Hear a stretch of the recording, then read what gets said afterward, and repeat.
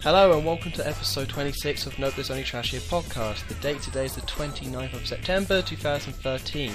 Now straight away I have to apologise that this podcast has come out a bit later than the other ones. There's been like a 2-week, probably 3-week gap by this point, and that's my fault because we did... I'm so sorry.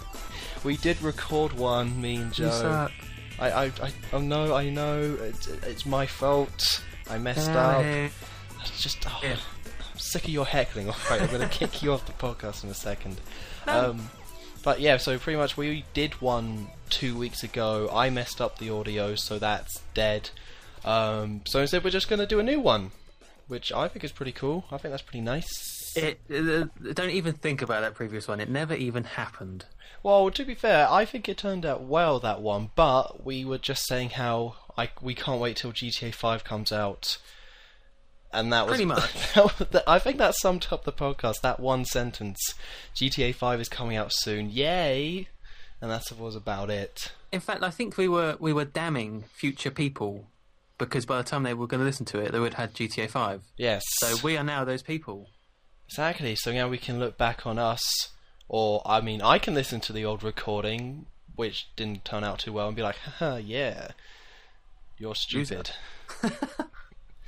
Oh god. Or you can play GTA 5 instead. That too. I mean, there's definitely options to what I can do with my time. Yeah. Well, anyway, let's get straight into it. Actually, I'm not too sure. I can't be bothered to play the gaming news sweeper because I have to set that all up because I did once again, like always, forget. And GTA 5 is what we're going to start off with, and I don't think it's really gaming news at this point. It's about 2 weeks it's been out, something like that, or is it just a week and a half? Exactly. I don't know. Good point. I can't argue with that.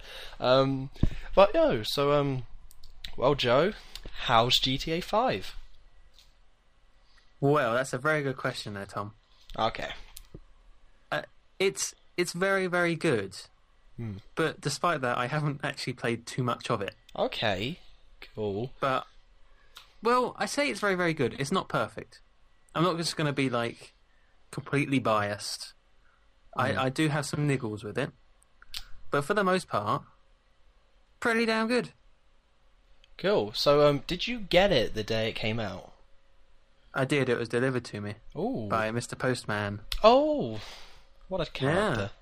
Yeah. He's a nice guy, that postman. Just bringing over games out of the kindness of his heart. And money, my money as well. Yeah. So I got it on the Tuesday when it came out over here, and I couldn't play it because I had work. So that well, good start. That's great. Good start. I had to put it to one side. Real life got in the way. I know, and they say that GTA is like a life simulator. So not for me. I did come back and I played it though, and yeah, I was very impressed. I mean, the install was a bit of a pain. Okay, so which console did you get it on? Xbox. Oh, see, I went PS3. Oh. Well, let me tell you my wonderful story of me getting GTA 5.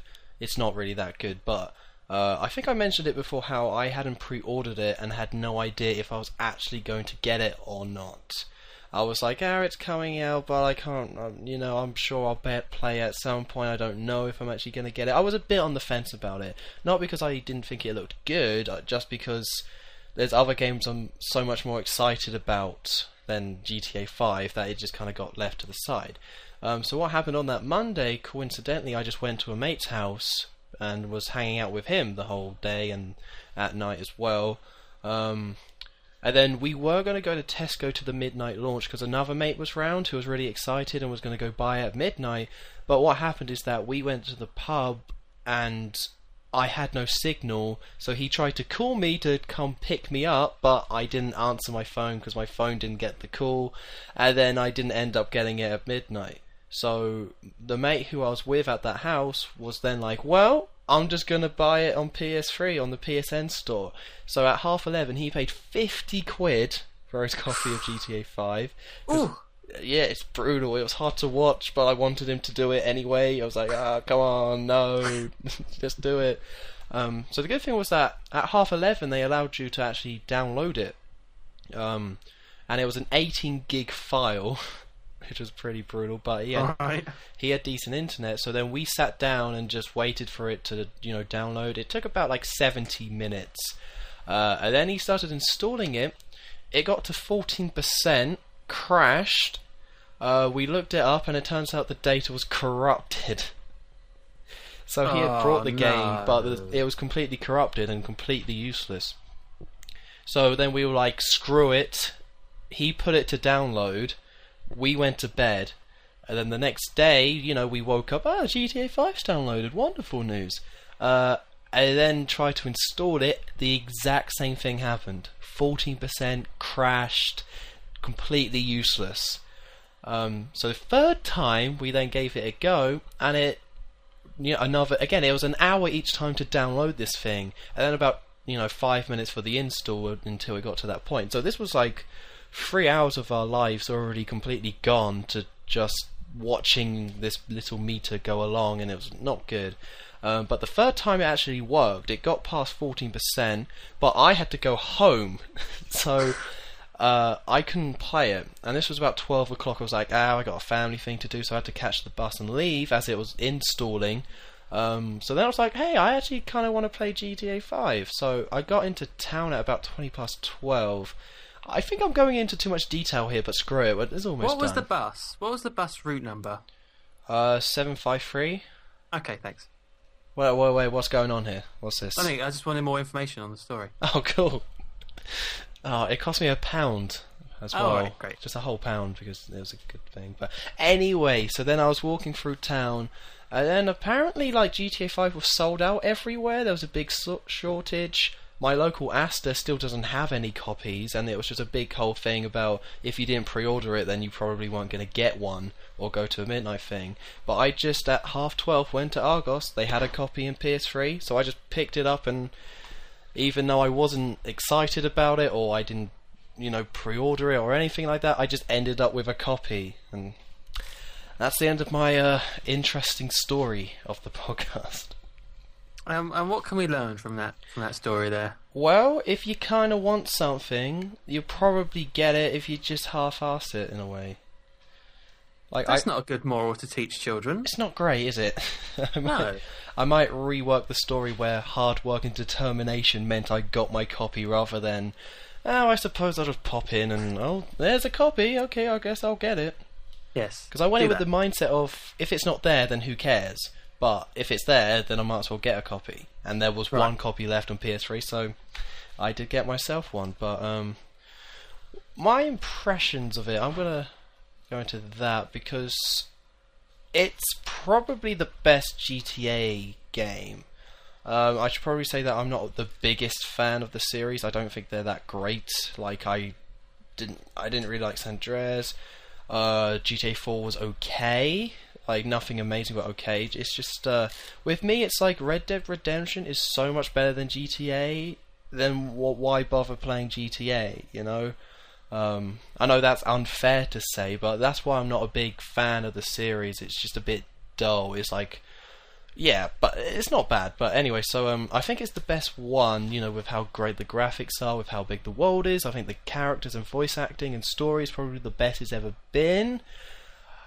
But it's the same problem that I have with the other GTAs. The setting or anything, it doesn't interest me. I don't think there's anything that really sets it apart from good writing, voice acting, and a big open map. It's more like a technical achievement than any sort of interesting experience. But it's definitely the most well-rounded, well-put-together GTA experience, I would say. But I'm going to be honest, I already don't have my copy. I didn't beat it.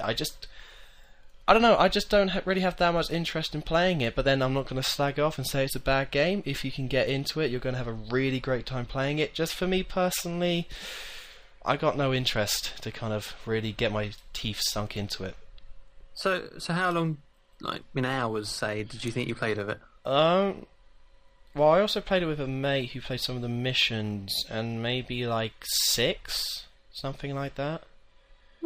So not really that far into the story, or everything you could have done in GTA. I barely scratched the surface, but yeah, probably around 6.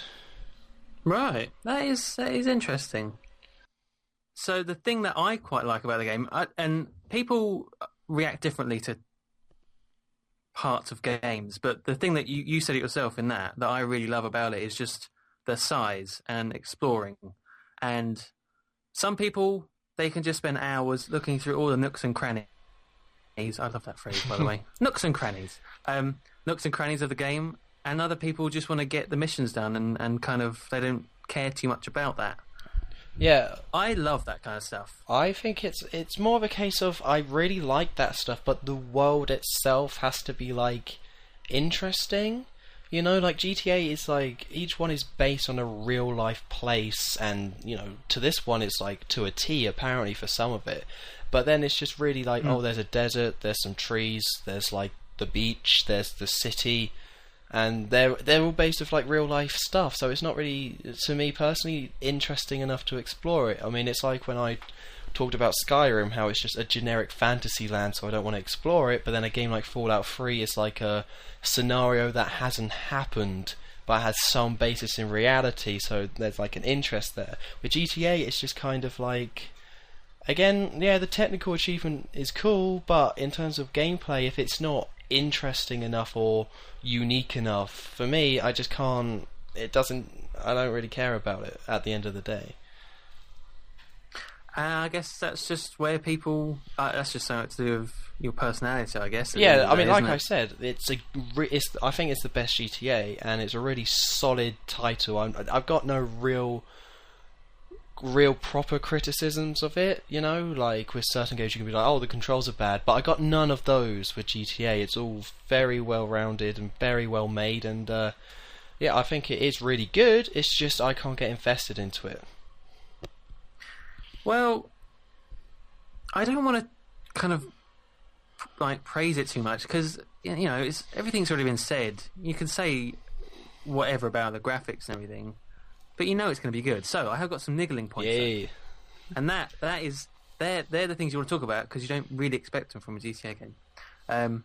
These are the things that I didn't quite like. Only a couple of bits, but yeah, they bugged me. Such a hater. You're such a hater. I know. I'm going to go on the internet and write rude comments to Rockstar. But the first one is at the beginning of the game. I didn't like the way, and not right at the beginning, as in the little pre-bit, but just towards the beginning of the game. I felt, I don't know if you felt this as well, that they kind of threw too much information at you at once. I have to disagree. Like, are we just talking about that prologue bit, or just the whole general thing? Just the general beginning bit, like controls and getting used to all the little gadgets and stuff. I felt they actually took it a lot slower than they needed to. Like, a lot of the mechanics were introduced. Like, one mechanic would be introduced in one mission. It's like, oh, by the way, if you ride a bike, then your stamina increases, and then you'll play the next mission. It's like, oh, by the way, there's now random events in the world. So I think they actually did a really good job about that. But one thing I do have to complain about that drives me crazy in games, I just can't put up with it anymore, is that the first hour or two of that game, they disable your run and make you have to follow people so often, and I hated it. It's so annoying. Like, Red Dead Redemption did it well because you could hold A when you're on your horse and you'll match the speed, so then it's cool riding a horse and you can listen to the guy talk. But when it's just you have to just slowly walk next to someone because the game developers, for whatever reason, didn't make this part of the game a cutscene, it becomes so tedious. I mean, later on in the game that kind of fades out, but it's something that, thanks to Gears of War and all that kind of stuff, I just can't put up with it anymore. It's just, I don't understand it, and it's just pointless. Yeah, I can kind of see. Are you referring to, for example, the life hacker mission where you have to follow that guy all through the building? Remember that one? No, I was talking about right at the very beginning where it's like okay, play the game. I've turned on GTA 5. I've waited so long with the install and loading it up, and now I'm just slowly walking around, and for no reason they disable your run. Like, there's no reason behind it. If you want to, it used to be a case of if you wanted to run around like an idiot, you could do that because you were playing the game. But now they just add restrictions for no real reason, and it's just, yeah, again, like Gears of War, it's just, I can't put up with it anymore, and I really hope it dies before the next gen starts. Interestingly, you just pointed out my second niggling point. I can't say if this goes on for much of the game, because I haven't even got up to Trevor yet. Oh, wow. So I haven't played much. Yeah, I've been too busy just driving around and mucking around. But to me, and I guess the reason why they would have done this is for new people, but a lot of the missions seem very strict and very controlled, and I don't feel as if I had very much freedom. Well, wasn't the whole point with this one is later on they give you a lot more freedom. Like, you do heists, the bank heists and things like that, where you get to choose, I only played the first one, admittedly, but you got to choose if you went in all guns blazing or stealth, and then you got to choose your team who's kind of behind you. So you actually do get a lot of choice when you have to do the heist. And as I believe later on in the game, a lot of it revolves around doing those heists. So I think at the beginning it's more control, but later on it does open up a bit more. Okay, I kind of guessed it would be more at the beginning, just for the sake of it, but I don't know, it kind of annoyed me. I wanted to do something stupid and it wouldn't let me, for example. You always want to see what would happen if you don't do what they want you to. I was like, oh, that sucks. I can't actually pinpoint a moment, but I remember being disappointed by that. Yeah, I mean, there's no... Well, I think that was actually about it. There's no major complaints, but then, on the flip side of it, I can't say... Like I said, I think it's the best GTA, but I can't say what makes it great, though. Like, which is the reason why I can't really... Or I've stopped playing it and got rid of my copies, because there's nothing about it that stands out and makes it anything that I'm like, wow, this is really cool. It's just, it's well made, and there's nothing wrong with it.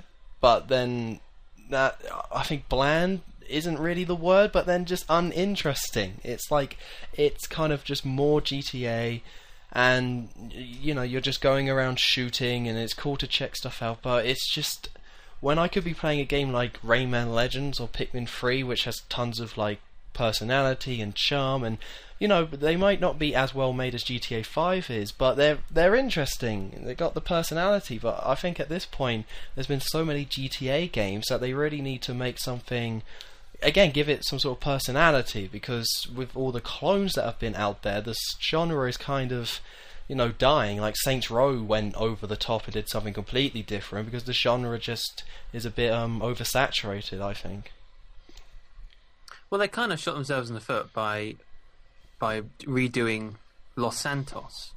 I suppose that doesn't help. Yeah, I was really disappointed. But it's still the same thing. I was disappointed in that. I was like, oh, okay, we get to explore a whole new place, and then it's just like, oh, it's just San Andreas but expanded. That really didn't help. I mean, I guess if you're going to revisit any of them, I guess it would be San Andreas, but I'd just rather have something new. Maybe do it in like a foreign place, like maybe have some sort of China city, maybe Shanghai, something like that. That would have been cool.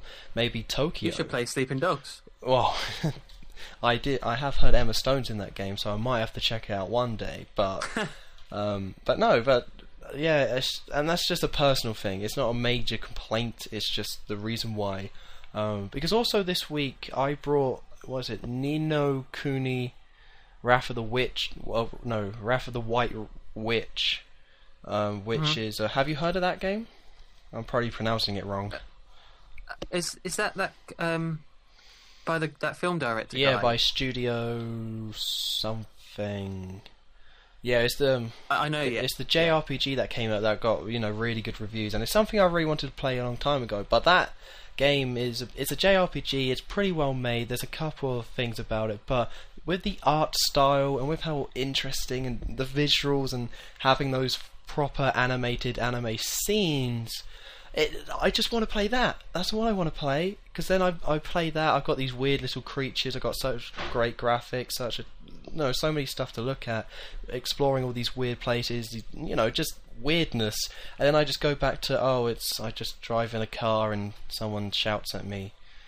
So I think maybe the contrast kind of screwed me over a bit. But it just means I want to play Wrath of the White Witch. It's interesting. It's colourful. It's awesome. Yeah, I mean, in no way am I saying that GTA 5 looks bad or the place isn't interesting. But if they were going to redo San Andreas, I think I read somewhere that they had to kind of rush the end of San Andreas with the last city, which was Las Venturas, which is basically Las Vegas. So a lot of that is kind of empty and bland. If they were going to redo anything, why didn't they redo that bit? That bit would have been awesome to be like in a Las Vegas type setting. Wait, so is the map... How similar is the map of GTA 5 to San Andreas? Because in this one there's only one city, but in San Andreas there are 3 cities? Yeah, there's 3. And it's just copied one of them, which was the bottom one, Los Santos. And basically turned it vertically. So Mount Chiliad? Is that what it's called? Maybe. The big mountain is now kind of north when it used to be west, but that's the only big difference, really. Oh, okay. Because I was just disappointed there was only one city. Like, it's a big city, but there's only one, and then you just head upwards, and there's desert and trees, and then that's the map. Well, I remember when the map was released, and everyone was kind of commenting on it and thinking about how big it was going to be, and everyone were going, "Oh, it's going to be huge," because they had this illustration of where it zooms out and you see how far back it goes. So when I got the game, one of the first things I did was I got in a motorbike and I just rode around the massive freeway that goes all the way around the island. Yeah, I did that too.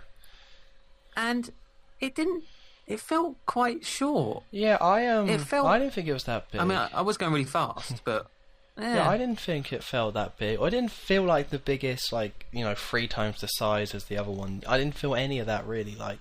It's a really big map that there's a lot to it, but it's more layered in a weird way. Like with the city, there's the whole train tracks that you can go around, and there's a ton of alternative kind of side roads to go explore.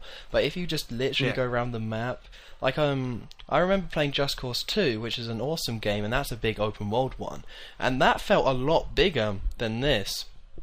I know it's not, I don't think it technically is, but in Just Cause 2 I got in a car, started driving in one direction, and I just kept going for so long, just exploring this place.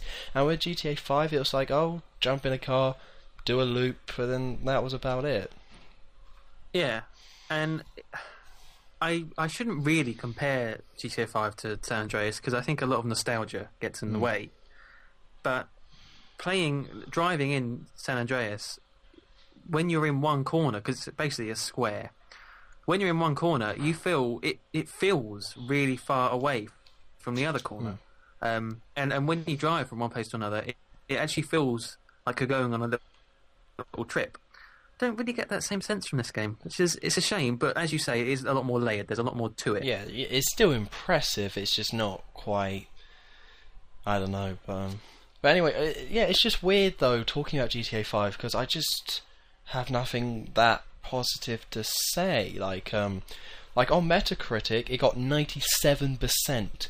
People saying it's one of the best video games of all time, how amazing it is, how rewarding and all that, and saying how incredible this is. This is meant to be the best game of this generation, and I can't think of one really positive aspect to it. I can't think of that many bad things, but there's nothing here that makes me think, oh yeah, this is the game of the generation. It wouldn't even come close if I had to make a list. Maybe it's the little things though. Maybe they will. Maybe we shouldn't talk about a game we haven't even come close to beating before fully judging it. I mean, there are little bits that I just really love. Like, you can see that they took the certain elements from previous games that worked, like the random things that happen as you're driving down the street. That was did that happen in GTA 4, or was that just Red Dead Redemption? I think it was just Red Dead, but it did happen in Spider-Man 2 first, so let's not forget that. Okay, whatever. But I really liked how they took that from Red Dead Redemption or Spider-Man 2, whatever. And the big thing to me that completely put me off GTA 4, I really haven't played much of that game at all, apart from drive around and mess around, is the driving. I did not like the driving in GTA 4. And I don't know how to describe it. I don't know if it was too realistic. I've never driven a car, so I don't know. But it definitely wasn't as arcadey as San Andreas, and I think they've got a nice balance now in GTA 5, where you can still drive realistically, sort of, but it's not too strict. Yeah, the cars definitely they definitely have a weight to them, like they did in GTA 4. But then again, if you just wanted to go on a rampage, you weren't going to get stopped. Like, I think that's a big improvement with GTA 5, is that with GTA 4, that game wasn't designed for you to rampage in it. Or I didn't feel like that anyway. Like, you could just get arrested and just shot, and the way the cars handled it was more of a game that you sat down and played, went through the story, and kind of explored the city a little, which I liked because I don't mind a linear experience, but it did mean it wasn't quite GTA. But with GTA 5, they've found a really good compromise between 4 and San Andreas, where they can still tell a serious story, but you can also just go shirtless and shoot a load of policemen and blow up helicopters and have a really good time playing it if you want to just mess around. Having said that, though, the police on GTA 5 are they're difficult, man. My tough. problem is that they take forever to lose you. Like, I really like the new system of them having to see you, but once you go behind an alleyway, I swear they know where you are, and they're just pretending to not know for a second, and then they just walk right up to you, be like, you're there, and then you're just straight back to it again. It's like, oh, come on. I know, there's quite a few missions at the beginning where you have to lose the cops, and I spent a good 10 minutes sometimes just driving around constantly, getting rid of them. It just wouldn't work. Yeah, I think you just need to know all the side alleys. I think the only way you can do it is just going into a side alley and just hoping that they don't come near you. I feel so pathetic hiding under a road, in the freeway. Is it actually possible to shoot your way out of a situation like that? Or was it ever possible, I guess? I would say it probably was in the older games, but you die a lot easier in this game as well. Yeah, you got no health, and then you regen half your health, but that's all you regen. Yeah, so it's definitely trickier, but then you have a lot more space, I suppose, and things. And, yeah, a lot more gadgets and cars to use. Well, we could talk about all the individual things all day, but again, I don't want to be negative. I always come off as negative when we record one of these, because I do think it's a good game. But so let's go over some stats, some happy stats about it. In the first day it came out, in one day, 24 hours, do you know the figure that it made, cash-wise? Was it like $800 million it made in one day, which apparently means that the sales figures was almost 13 million copies worldwide sold of GTA 5 in 24 hours. And it costs. How much did it cost to make? Like 260 something like million? that. I don't think games are quite up there with films, but they're almost there. And this game took 5 years to make, so they really did put a lot into this one. But in case you're wondering, this smashed records. They completely destroyed them. With Call of Duty in the last few years, that's been known to, beat every record that it sets. It's been the big one. This one destroyed it. Because before, the record for most money made in a day was Black Ops 2 last year, and that made $500 million, which is still a lot of money, but it's $300 million less than GTA 5 made. And then in 3 days, it made $1 billion, which beat out, I think, Black Ops 2 again, because I think it took Black Ops 2 14 days or 15 days to get to $1 billion. So this is just easily the biggest launch ever. Easily. I think I read somewhere it's one of the biggest media launches, like not just for games, but for films and for anything. It's just mammoth. Since Call of Duty, they started beating out films with that series. So, video games are now bigger launches than films and anything else. So GTA 5 being the biggest video game launch ever is massive. And it's just weird that it made $1 billion in 3 days. To compare that to films, Avatar is the highest grossing film of all time. I believe it was out for a long time. I think it got re-released in cinemas for a short period of time as well. In total, that made $2.7 billion. And that was total, and that was the biggest one of all time. So obviously with GTA 5, it's definitely going to make that amount of money. And it's just kind of insane to kind of see video games, from being a kid playing Super Mario 64, I had no idea that, at the same time the Titanic came out, the film, James Cameron film, I had no idea that Super Mario 64 and that thing would catch up to films like Titanic. It's just kind of really weird to see. Yeah, it makes you think where it's going to go. I mean, it can only go up, I suppose, but... Yeah, and it's good that... that Rockstar's going to make a good game, but it just shows that if you put in 5 years of work and effort, then it does pay off. And a lot of advertising.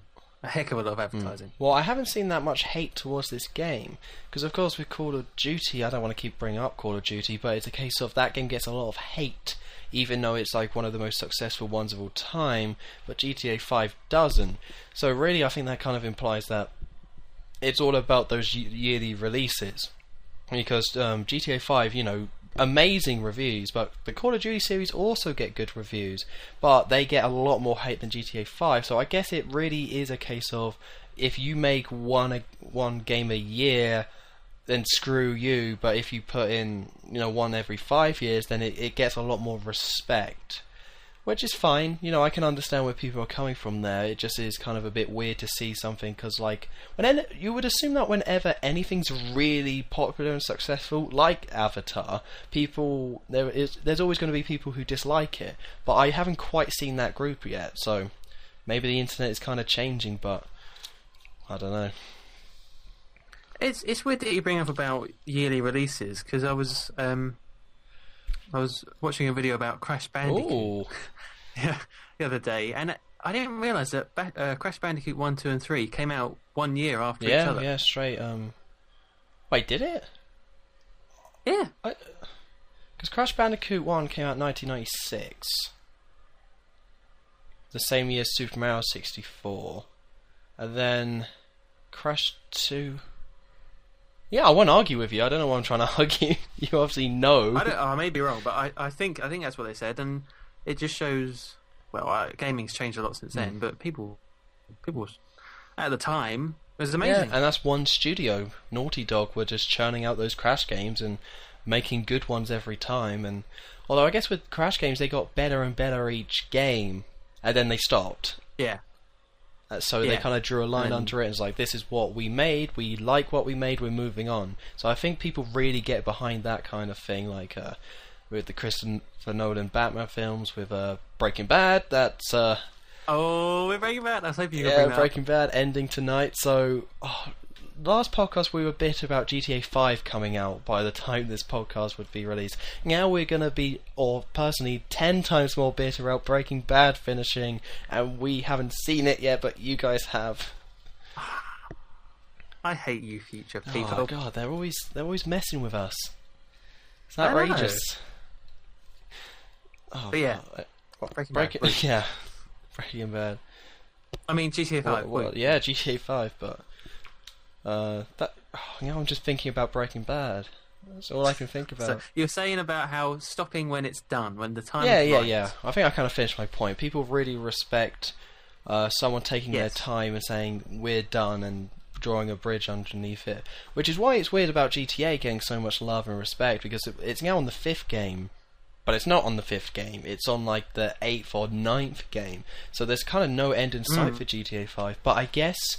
if you make GTA 4, and then there's GTA 5, and in between that you make Red Dead Redemption, people are gonna love you. People are just gonna be all in with whatever you're doing and the way you're handling it.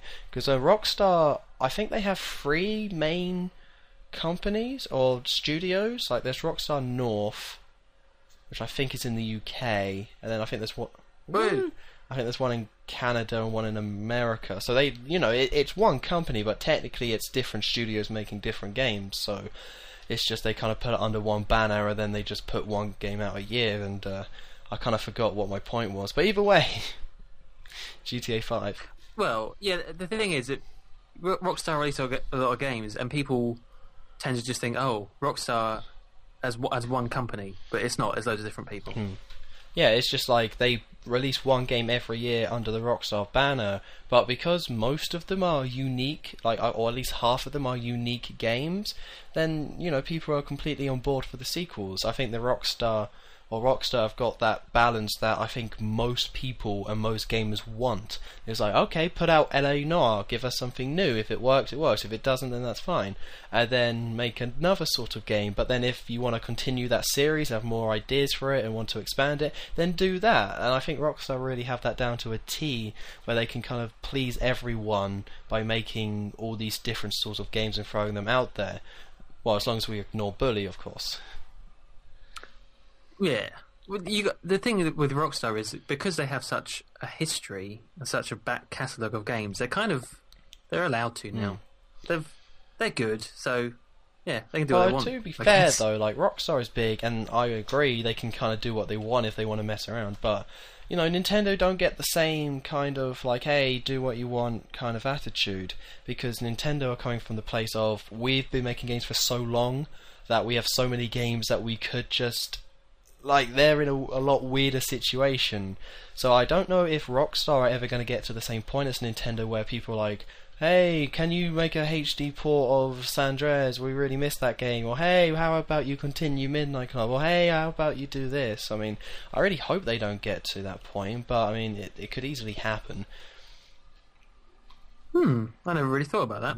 Because once you have so many games under your belt, you kind of have you have to try and please everyone who is into all the different series. But I guess with Rockstar, they do kind of make their games self-contained. Like L.A. Noire was what it was, self-contained game, and then they can kind of move on. And if they want to make the sequel, they can, but if they don't, then I guess they give it a satisfying enough entry, or one-off games are just good enough and well-rounded enough where they don't kind of get the demand. I don't know, it's weird. People really do look at Rockstar in a different way to other companies. They don't quite get the same hate. Well, and some games are not deserving of any more attention. Not in a bad way, but like you say about L.A. Noire, it was a good game, but when you finish it, you're done, really. That's a good review. It's not, MrMuckluckable reviews L.A. Noire. Well, once you finish with it, you're done. 5 stars. Well, unlike other GTA games and GTA type games, you can't go back and explore that city very well because there's not much to do. That's it. You're done. So you move on to the next one. Well, I don't know. But let's move on. Oh, hold on. One last point. You say move on from GTA? We can do, but I'll hear any more points if you got something to say. Well, one thing that's intrinsic to me for GTA games is the music. What, the licensed music are we talking about? Exactly, the radio station. Yeah. And I was a bit worried because I really, really liked the music in San Andreas. It's kind of what shaped my tastes in music. The classic rock. K-Dust was the station. And they got away with using it there because it was set in the early 90s, so it made sense in that time period. So I did wonder what they were going to do with the music in GTA 5, and they did. I don't know if it was leaked or they just released it, but they did show the track listings ahead of time before release. I didn't look at them though. I don't think they were complete track listings. It was just some of them, so it wasn't a complete list. Right. Okay. Good. So I didn't look at them, and I was waiting till I got in the game and picked the radio station. And what I did was, to begin with, I rotated around the little kind of clock thing to pick a radio station, and I just stopped on By the way, that's a really cool way of changing radio Oh, stations. it's awesome. Yeah, I like 17 stations. It's great. And and the way it shows what song's playing, even better. I just stopped on songs that I recognised, to be honest. It's not great of me. Really, you should listen to new types of music, but I was just listening to ones I recognised. Non-stop pop, man. Yeah. I love the non-stop pop. I had the same thing where I was trying out different music things. It was like, reggae stinks, I'm not into hip-hop, metal isn't my thing. Because there was no indie rock station. Most of these games have like an indie rock one, but either indie rock now stinks because it's a bunch of like untalented college students, or they just... indie, or there just isn't a station in that game. But I was like, well, there's no music that I can legitly enjoy or anything like that, so non-stop pop. And then just listening to like Mystique and Britney Spears, Rihanna. It's so enjoyable just driving around GTA listening to all this pop. It's like there's something awesome about it. All Saints. It's great. I love that one. I love that radio station. And it's like I know all the words as well. That's what makes it like embarrassing, and awesome at the same time. That I'm just driving around and I can like half sing along to it because I know the songs and I've heard them all my life, and it's just really cool. I don't know. I've kind of been singing the Rhythm of the Night just to myself every now and then. I love that song.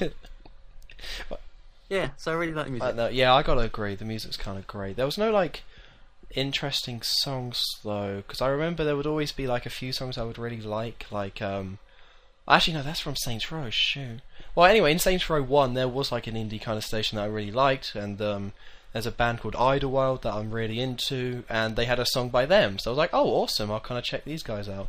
And then there was like Editors also had a song, and I really liked them, but then there was no equivalent in this new GTA. But there's so many stations that they did a really good job. Yeah, I feel I should just put on a radio station I wouldn't usually listen to at some point and just make myself listen to it, see if there's anything interesting that I like. Definitely.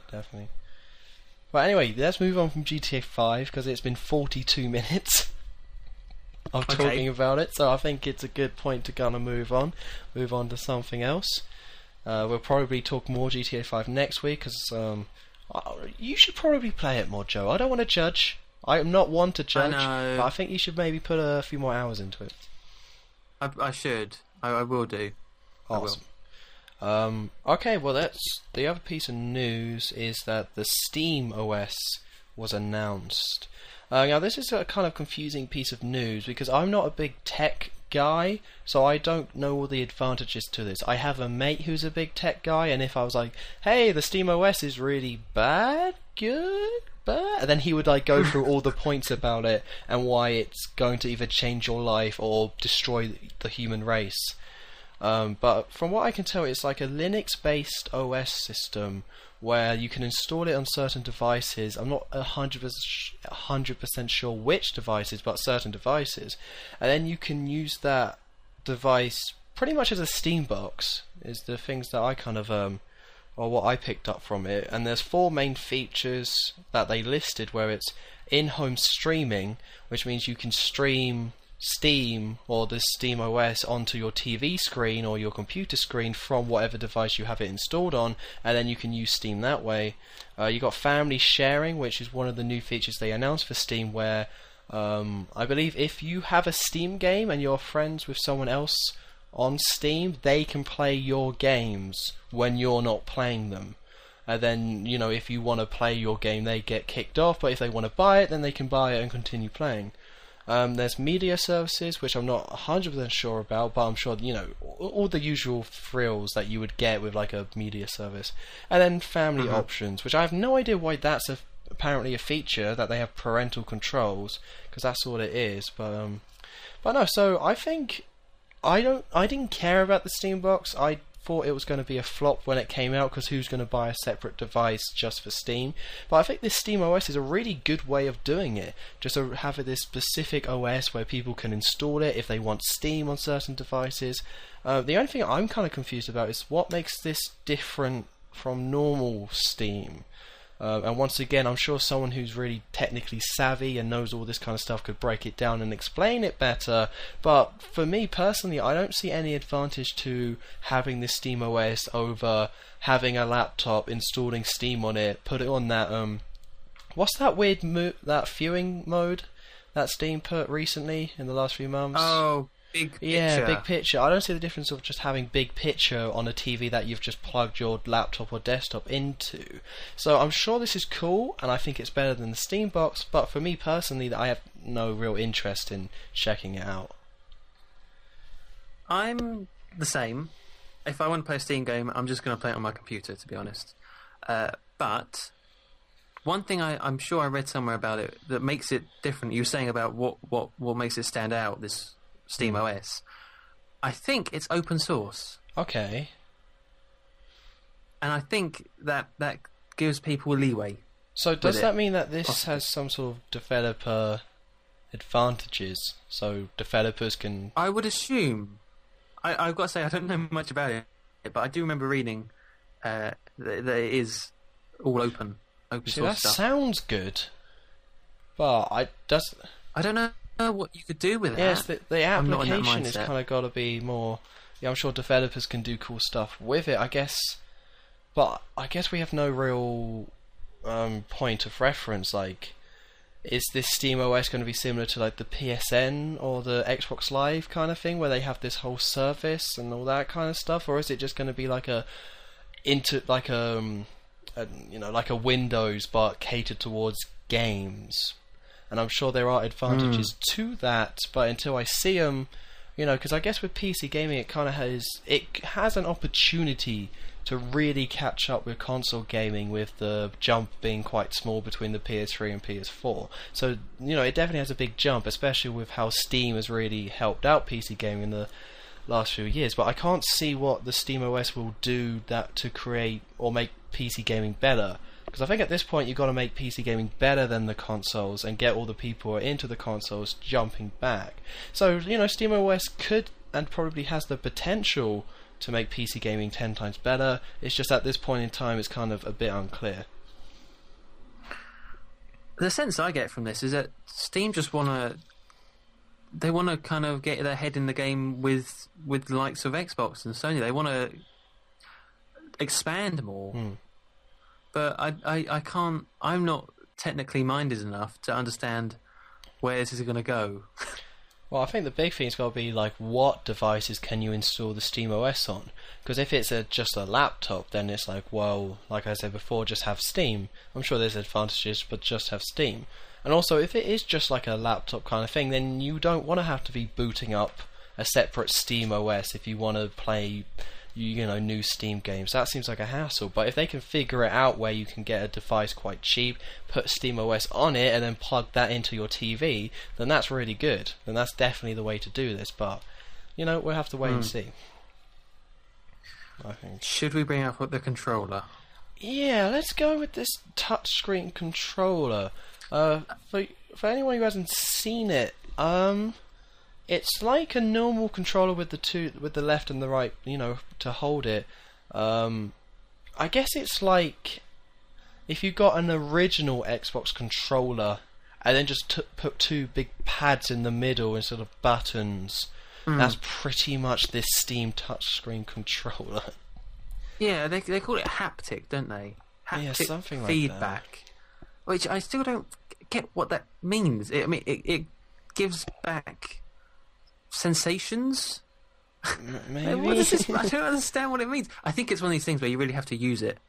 Yeah, that's what I was thinking. It was like, because they have a picture of like, okay, here's the controller, because there are buttons, like there are triggers at the top, I believe, or there's buttons, at the shoulder buttons, and then there's a Y, B, A, and X in the middle. But for the most part, it's these two big touch circles that I think go in a bit as well, that you kind of put your thumbs in, and then they have a picture showing how Portal 2 plays and what everything does. But until I actually see it in the flesh, like, this is a controller where I'm sure a lot of thought and a lot of clever people really designed this controller, so if I had it, it would be amazing. But there's no way I'm going to go out and buy the thing, because it's probably going to be expensive, and there's there is also a good chance that it'll just feel weird and different and won't make any sense. Well, they're going to have to get a controller to work as a keyboard, which is difficult. You can't just bung loads of buttons on there. Well, you could do, but it would be so tricky to use. But I will say, I like the fact it's different. I like the fact they're trying new things. Yeah. I also like that it's something a bit new and a bit, and yeah, it's scary. Like if this is their solution, and if it actually works, then that is like awesome. That's really cool. But it's a revolution. I would definitely say so.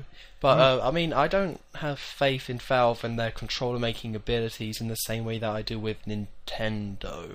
Because I really like how Nintendo controllers feel, like with the GameCube and whatever. Which is why when I saw the Wiimote, I was like, is that gonna feel comfortable? But I knew I kind of liked the controllers, so I knew it would be. And I did find them.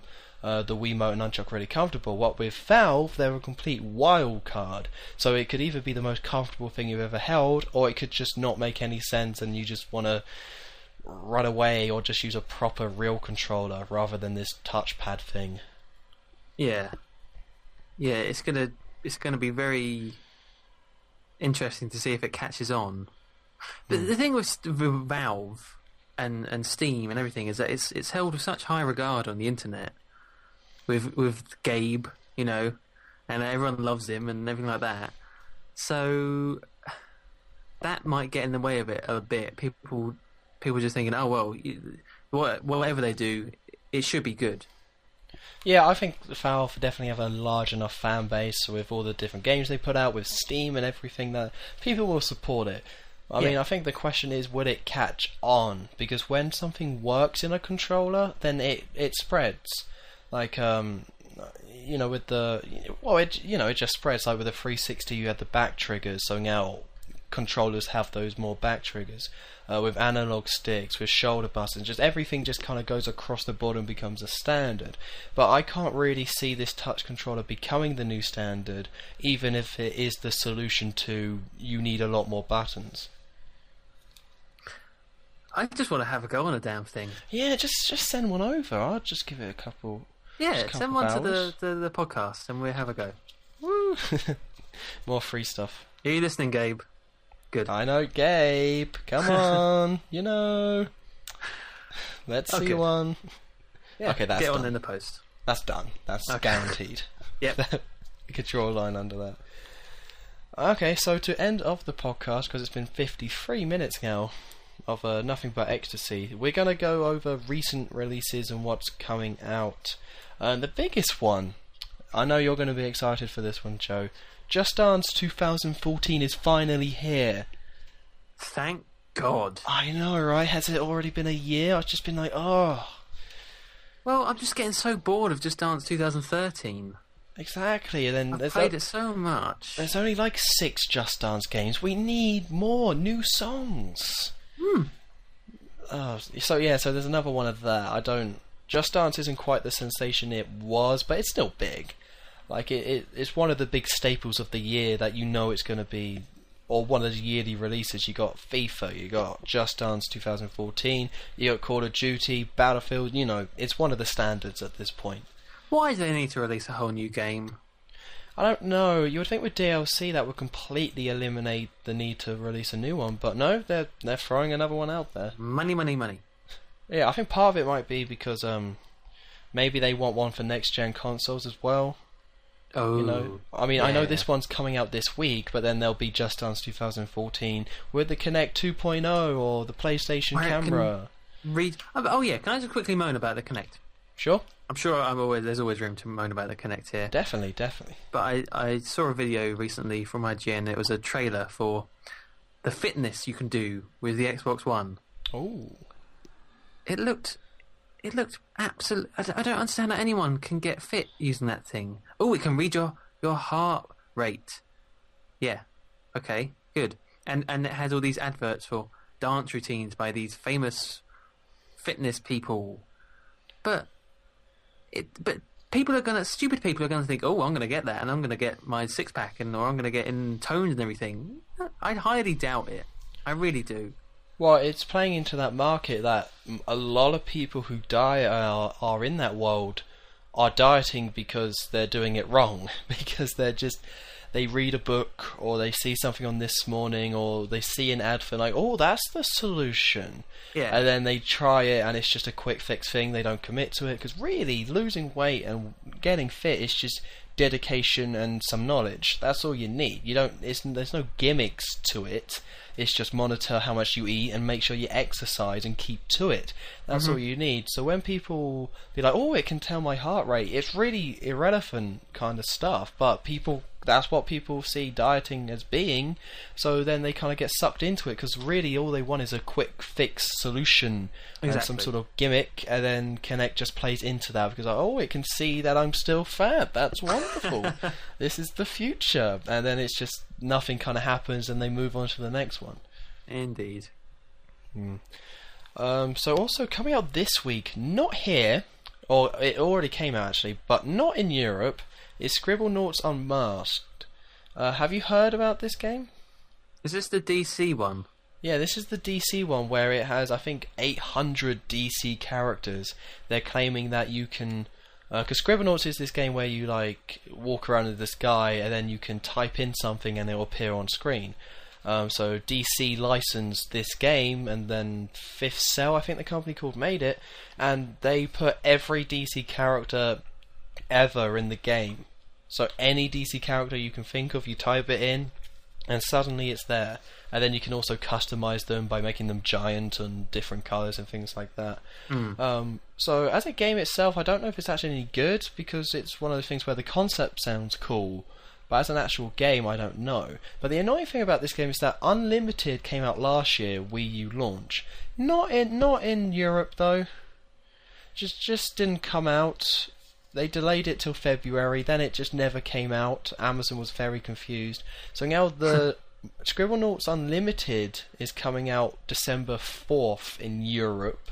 So we probably won't see this game for like another year. Oh wow. Yeah, so that's the only reason I bring it up. So all you Americans, go out and play it, have a blast. But due to all the localization problems, I guess, they just can't release it in Europe until... or it just takes a lot more time. Get your act together. What are they called? Fifth Cell? Fifth Cell. Yeah, sort it out. I don't know, I think Nintendo like published that game as well, the original. Well, no, not the... well, Unlimited, because there was Mario and Zelda stuff in it. Sort it out, Nintendo. Yeah. If you can release Pokemon X and Y on every day. I really want to play that game. You really want to go get a Wii U and play that game. Actually, Scribblenauts is one of those games where you think, that'd be really fun to pick up and play, but I just never did. I brought Super Scribblenauts, which was the second one, and it wasn't good. Because it was challenges. The whole game was just challenges like, you're in this situation, type in something that would be useful. Then you type it in, and it's like, good job, and then you just go on to the next one. But apparently with Unlimited, it's actually like a open world-ish game. It's a 2D playing game, but it's like open world-ish, and you go around completing tasks for people, and then you can just type in whatever you want at any time and mess around in the open world. So that sounds cool, but I haven't played it, so I can't say if this DC one's any good or not. Not until, when was it, December? Yeah, December. When Unlimited comes out, not Unmasked. Yes, next December for that one. So excited. Right, so then two sports games come out this week on the 4th. That's NBA 2K14 and F1 2013, which I don't know why F1 are still sticking with the actual year, but they're the correct ones. It's 2013, it's the new F1 game, F1 2013, not 2K14. Because the actual name of that game is NBA 2K14. I'm not even just being hip and cool, naturally. It's 2K14, so, a big thumbs down for me for the NBA, but a big thumbs up for the F1, even though I won't be playing either one. You think that would lose them money, because people will think, oh, that's the old one. Yeah, that's what I think, but I guess the F1 fans are smarter, which is weird, because it's just fast cars. Yay, fast cars! Just, vroom. Oh, that was good. I like that. I can't bear F1, so yeah. I used to be really into it, but let's not go into that, I suppose. And then the last one, I saved the best till last, comes out October 4th. I'm so excited. The Legend of Zelda: The Wind Waker HD is going to be awesome. I think this is going to be my game of the year. I'm going to claim that right now because the graphics look incredible. I've got mine on pre-order. I don't have the special edition Wii U one, with the little Zelda things around the gamepad, but I have the limited edition which comes with the Ganondorf statue. So that's setting me back £60, but totally worth it. So on October 4th it's going to arrive at my house and it's going to be so good. I really can't wait to play that game. Like, I didn't really like the actual game itself. I think it's one of the weaker 3D Zeldas. It's better than Majora's Mask, but I think Ocarina of Time, Twilight Princess, I guess I didn't play enough Skyward Sword, but it was like there's some things I really liked about it, but there were some things I kind of didn't like about it, and these tweaks are going to make that better, and then it's in HD, so yeah, I'm really excited about this game. It's going to be awesome.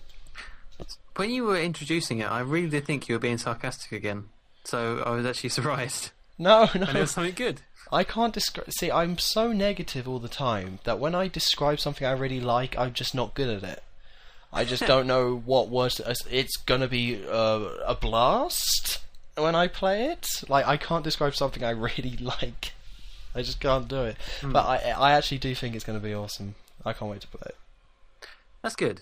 And it has already come out in a digital version, hasn't it? Yes, it came out the 20th of September in America. It came out digitally. That was to coincide with the bundle. Like, they released a Wii U bundle which had the game, and it was the Wind Waker bundle, but you didn't get the game actually in the box. You got a download code to buy it. But that was only in America the bundle launched, so in America the game went up on the eShop for the Wii U, but in everywhere else we kind of still have to wait, because it came out 2 weeks early digitally, I think, and it's taking until the October 4th to actually come out physically worldwide. I will say that special edition Wii U looked kind of crappy. Oh. Because it's just the gamepad that has some little Wind Wakery symbols, but it's got console's like the just tribal black. thing. Yeah. I thought it was a bit lame. I think they could have done a bit more with the console, like Yeah. even just have the same pattern or similar pattern as the gamepad, because it's the exact same style that the 3DS, the Zelda 3DS they launched has, where it's black and then it has like the Triforce and golden kind of little things. But with the 3DS, it's a small console, so you put those pattern on the top of it, then it looks good. But then with an actual console and the gamepad having two separate things like that, I guess they had to make a choice, and they were like, okay, we want to go with the same style, which means can we do anything on the console? So I guess the choice they made is to not do anything on that console, because with limited edition consoles now, you can't make it can't be too cartoonish, Like back in the day, you would, like with the N64, just put Pikachu on the front of it, limited edition, good to go. But you can't really do that anymore. You can't make a console and just slap the lead character on top of it. You have to try and be like artistic. So I guess this is their kind of way of doing that. Yeah, I suppose so. Well, anyway, that ends off this week's podcast. I think we're pretty much done. So, I will once again apologise for the delay, and I hope you guys kind of enjoyed this one. We should be back to weekly ones. I just kind of had a busy time moving back to uni and things like that. Then I messed up before, so we should be back to weekly ones. I hope so, anyway. It's the future. You just don't know, but we'll try. Yeah, we'll get it done. And when I say we, I mean me, because it really is all on me to not be lazy and to sort stuff out. Yeah, but... Tom. Oh, come on, let's not point fingers. I mean, I literally just pointed the finger at myself there, but... Did you? Actually, in real life as well, I don't know why, it's a bit odd, but... Anyway, so as always, thank you for joining me, Mr. McLuckable. Thank you for having me. I also missed one of your streams again. I haven't caught a single one. But and Thingy didn't save it either, which sucked. Oh, that sucks. Yeah. But anyway, you're always streaming. So what's your name on Twitch? You stream? Twitch. Yeah, Twitch. Just www.twitch.tv/MrMuckluckable. then I think you can like subscribe to it. So if you're streaming, you get an email. So I'm assuming you guys already know about Joe and his YouTube channel. So I'm pushing some stuff for you. Don't you worry about it. Thank you. It's just what I do. And then go follow me on Twitter as well. HonestTom23 on Twitter. That's a blast. Do that. Do that too. See, now was that sarcastic or was that true? Oh, check it out and find out. Yeah, maybe you go always to find out. Maybe you go like follow me and be like, this guy's just terrible. He just doesn't say anything of any worth. He just moans all the time. Or that's about it actually. You might really go, this is a blast. He wasn't like, right. Hey, he's making some good points. Go find out. Awesome. Alright guys, well until next week, I've been HonestTom23 and see you guys next week. See you later.